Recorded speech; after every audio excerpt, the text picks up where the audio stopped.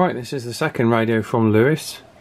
It's a Barracuda, not to be confused with the GT868 Barracuda, and this is a totally different radio. I've not worked on one of these before, so this might be fun, and I'm not sure I've got a microphone for it here, unless there's one in the box. If not, we'll have to make one up. So anyway, it's rattling. That's never a good sign. There's something inside it, but we'll get it powered up and we'll do some tests to see what it's doing. I suppose we better see what lies inside. Oh, there we go. Now those of you that know your radios will know exactly what radio chassis this one is based on. As is often the case, somebody had over tightened the bezel and cracked a little piece off there. Just a note with these CBs, if you are cleaning them, maintaining them, do not over tighten these screws. They don't, just gently pinch them up ever so gently. People over tighten them and then you get that, and it's not good. So yeah, so this is the PTB M134 chassis, which is the same chassis that's in the Harrier CBX and the Rotel RVC 240 and many others. Very good chassis, this one. Right, let's try transmit. Hey, we got transmit there, and the radio is doing just shy of 4 watts on the power meter here. Okay, that's a good sign then. We're transmitting. Are we receiving? We haven't got the speaker plugged in, but I think we're in PA, so we could try PA mode again. No, we haven't got that buzz now. Oh yeah, that's working. So that buzz was obviously the fact that the microphone was wired wrong. Now on these, I think it's mic gain that does the PA volume. There you go, 1 2, testing 1 2. That sounds nice and clear, so good. Okay, let's check the receive audio now. Right, we've got receive audio. This test mic's not the best. It's cheap and nasty, and so you have to kind of pull the lever out there to get the switch to work. It's just, I'll have to look at that later, but we're getting transmit and we're getting receive. I think we might have some scratchy volume controls as well. So I'll go through all these with the cleaner, and we'll clean those up first. Right, I took the front plate off. All of these switches are quite stiff, so I'm going to try and free them up a bit and clean them. Maybe a drop of light oil in there. These are very hard to get hold of now, these switches, so that's the only option there really. We can't really replace them too easily. Okay, so we'll try and free them up. Clean that up nicely. Some rubbing alcohol. One thing I did notice, this board, channel change board, was loose and the nut wasn't tight on there, so makes me wonder if there may not be an issue with that. So that's one of the first things we will check before we go too far, and just make sure we can change channel. After a bit of cleaning, we've run one tiny drop of light oil in there, and that's really freed these switches up now, so they should all work as intended. We can get the radio back together now. We're just going to go and drop all the controls and the fascia in the sink because they are pretty dirty. As it's for Lewis, we'll just so we can see what state that board is in, we'll clean the back of the board as well and get it nice and sparkly. That's what it leaves you. It leaves you a really nice clean board, and essential to do that in a room where you've got a bit of ventilation as well, otherwise you can find yourself getting a little bit high. Right, I hope you can see the difference that that's made. Makes a huge difference, and it just helps with some of these wires here and other places where there might have been a soldering iron, just to check and see if there are any dry joints or any issues. And the more switches that you have on a radio like this, the more important it is to make sure they are all functioning, because they can cause you problems which you'll think are on the PCB or on one of the components, when actually it's something as simple as one of these switches or even one of these dials or knobs. So I tend to sort these first before I do anything. So let's get some measurements from this now. Anyway, I think we can probably put the front back on it as well, because that's cleaned up nicely, so we'll pop that back on. Right, I think we're getting somewhere now. All these switches are now all clean and working properly. I've even fixed the microphone, just a bit of flashing on the microphone switch, So we'll drop it onto channel 20 as is usually the case. Now let's just check this. Now we're upside down. Just check we got all the digits on this, because it was noticeable that nut had come undone, and it's looking fine. So let's whiz around to channel 20 and we'll just try transmit again. So we're on power, and we're just doing shy of about 3 watts there. Okay, so we'll just test the high-low power switch. Pop this down on the scale, and oh yeah, that needs to come up a bit. Not that anyone is going to use that, so we know that we need to make those adjustments. Let's see what it's receiving like. Alright, it's pretty decent here. It's doing 0.25 of a microvolt for 12 decibel synad, so that's pretty good. I think it's slightly out. I think it's slightly off center. We need to just tweak it a little bit, but yeah, it's going to be okay. Hopefully this will just be a very simple tune-up. So let's start with the power. A few people have asked. This is SDR Play. I'm using SDR Uno. It's a fantastic SDR. If you're in the market for one, I recommend these. But I use this a lot on the CB as a spectrum analyzer. And there we go. I'm just keying up. We can see. We can even check our deviation. There we go. 1, 2, 1, 2. And it's a very useful bit of kit, and you can't really use it to get any accurate deviation results as such. It takes a bit of working out. That's why we've got the meter, but it's great just to test it first. There we go. I knew we had another one, the Fidelity 2000. So it's the same as the Harrier CBX, the CBHQ, and the Fidelity 2000. So we'll follow the service manual, and we'll start off with, like I say, the power section. This is not a bad little service manual. Some of them are hit and miss, such as on the Binatone Route 66. That one will get you into a whole world of confusion, but I remember that this one is good, and it's got the full list of parts as well. Before we do power, I've got no reason to believe it's out, but before we do power, we'll check the VCO to just check and make sure that that's in check. It's always important to do that, otherwise you get missing channels at the top and bottom. So we'll check the VCO first, but I won't do that on camera. It's a little bit boring. It's just getting the multimeter out. Then we'll go for power. Yep, so the VCO was actually out a little bit, and if you do have to do this, it's adjusted by receive mode on channel 40 by using T1, and then transmit mode by using CT1. So that has been fiddled with, CT1.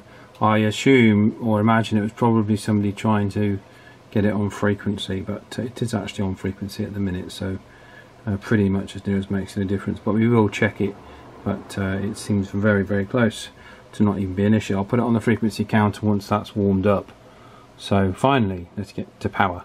This chassis, basically the power is just adjusted by adjusting these 3, and you just tweak these up in order for peak, and then turn it down on L9 to your required legal wattage. And we're doing this will go over 5 watts, but we're doing just a smidgen over 4 watts there on channel 20, and it's the same on channel 40 and channel 1, so that's absolutely spot on. We'll adjust that needle in a minute. As you can see, that's a little bit too far over, and we'll just check what frequency it's on the frequency counter. We're looking for channel 20. We're on 27, we're on channel 39 there, so let's turn it down. Okay, we're on channel 20, we're looking for 2779125 on the frequency counter. A little bit low on the frequency counter, so we'll just bring it up a smidge and get it spot on. And there we go, hard to see with the lights, 2779126. So absolutely spot on. And you can see on the signal there on the SDR, spectrum analyzer, whatever you want to call it. Okie dokie, let's check the deviation. Before we do the deviation, we just need to get the transmit power needle on the 4 there. It's more on the 5, so we'll just tweak that ever so quickly. There we go, bang on the 4 as we hard to see straight on without getting in the way of the there we go, on transmit.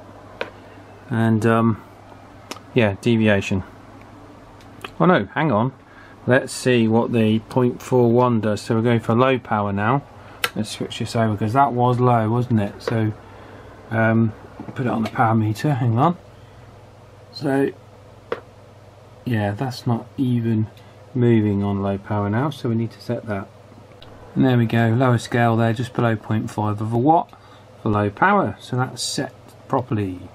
1, 2. No, that's much too low. That should be between 2 and 2.5. So we'll turn that up and we'll use the oscillator, as Richard from UK CB Servicing does, as it's a very useful way of getting the deviation to the right level. Use this little tuner to generate a tone, a modulated tone, which you can then use to adjust to the correct modulation on the deviation meter. So we'll pop the sound on, pop this on here, and we'll adjust that up so it's just over 2.2. I'm going to have to put you down. Right, there we go. 1, 2. 1, 2.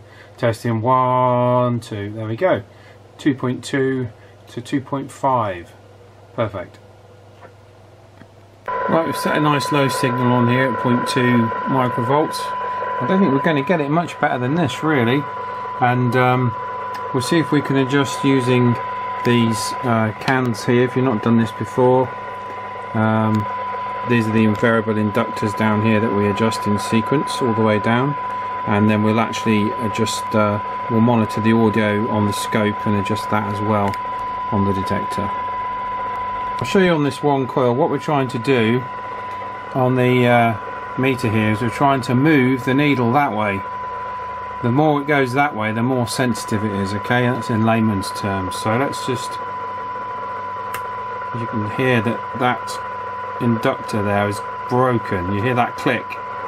So I'm going to have to be very careful with that. And that was a very gentle turn. I'm always very gentle with these. And you can see we're bringing that up. So we are getting more out of receive. So we'll take it as far as we can go before it starts to go back in the other direction.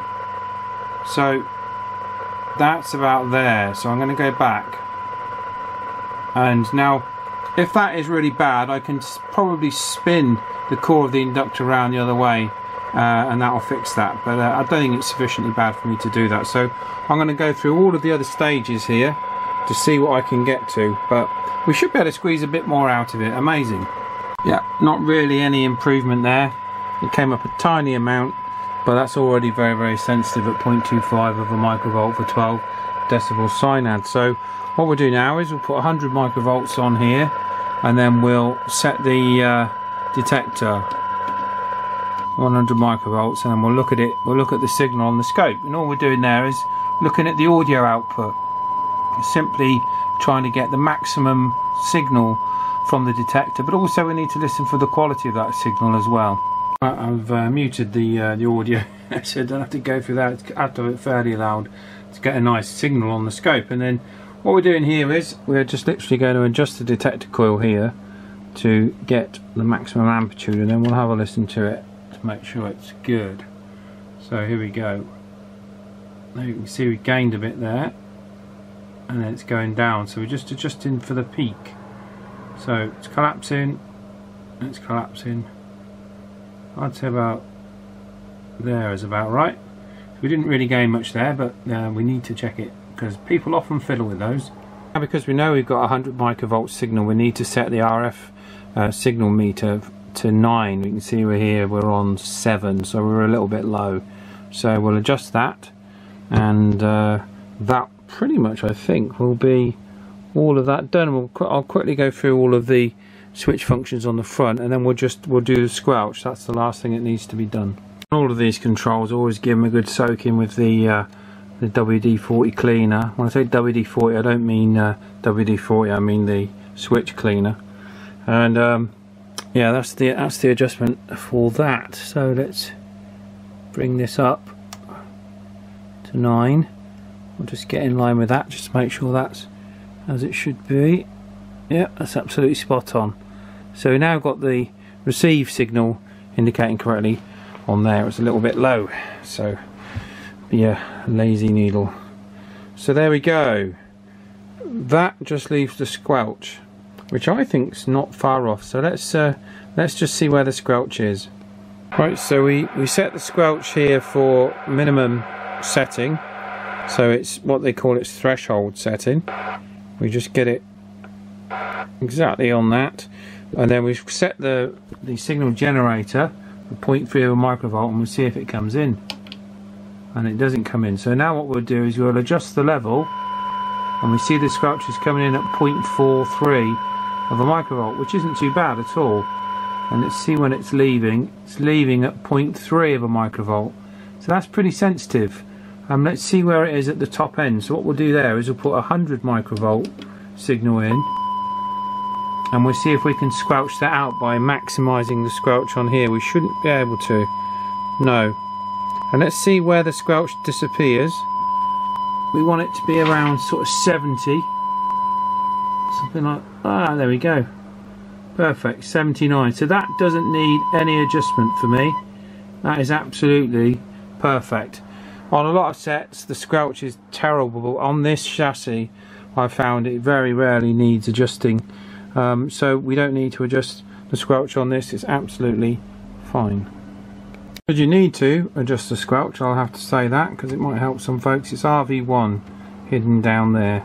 And like I say, it's always a good idea with those controls. They're 40 years old, and particularly in this radio, as it's been, I would say, probably in a lorry or some kind of working environment, that you use a cleaner like this, which I find is fantastic, the WD-40 fast drying contact cleaner.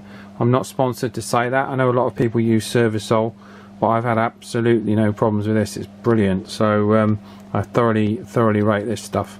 So, but don't go soaking controls in cleaner if they don't need it, because it can throw all the grease out of them. So only do it if you find that the controls are actually making a noise. All that really leaves is an on the air test, and we'll get hold of Mick. This will be tomorrow now because it's going dark, and we'll do a quick on the air test with Mick, and then we can throw this back in the box with the Rotel and send it off to Lewis, and I'm sure he'll be a very happy customer. Okay, here we go. Right, Mick should be on channel now. He's about 1.5 miles away as the crow flies, and he's using his usual setup of the T800 with antenna at the bottom of the garden there. I wonder how you're copying me on this Barracuda, which is essentially a Rotel RVC 240 in a different box, or a Harrier CBX, or whichever one, Fidelity 2000, whichever radio takes your fancy. Yeah, it sounds very good to me, coming through on the T800, and it's perfect actually. There's a little bit of white noise, but that, I suppose we're on your internal antenna. Are we on the one from the loft, or are we on the one that's outside? I can't remember which you said you were going to use, but the audio coming from you is very, very good. Yeah, Roger D. Yeah, well, I did spend a bit of time getting this spot on the deviation meter. I always stress how important it is to get the deviation set correctly on radios. They sound so much better, and this is a cracking chassis. I mean, any of these radios with these innards underneath are going to perform well, and they very rarely go wrong. And a very reliable chassis. Right, that's the old Barracuda, all wrapped up and ready to go to Lewis. We'll just drop it in the box and send it off.